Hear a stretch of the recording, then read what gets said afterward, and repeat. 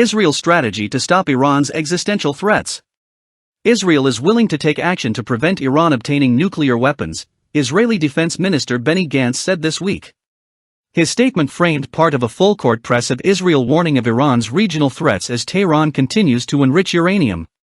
Prime Minister Benjamin Netanyahu has long warned of Iran's pursuit of nuclear weapons, but the transition to a new administration in Washington has been exploited by Iran to increase its enrichment and threats. A senior Israeli defense official laid out to me this week how seriously Israel views the threat. Tehran should listen.Israel has acted in the past to prevent Iraq and Syria from obtaining nuclear capabilities. Netanyahu warned in a 2012 speech to the United Nations that a red line must be drawn on Iran's nuclear enrichment program. Now Iran's Ayatollah Khamenei says Iran could increase the levels of enrichment to 60%.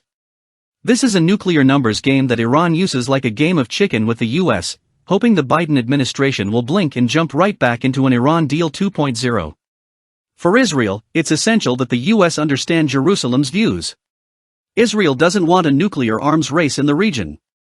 Iran is an existential threat, and no matter who wins Israel's elections next month, Israel will not accept a threat that violates its declared red lines.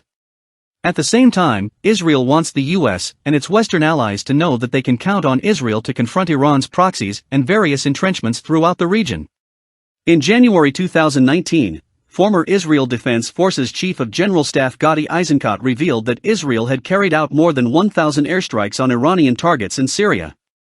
Since then, Israel has continued what it calls the campaign between the wars to stop Iran's entrenchment in Syria and transfer of weapons to Hezbollah in Lebanon. There is no substitute for U.S. power and influence in the Middle East, the senior Israeli defense official told Newsweek this week.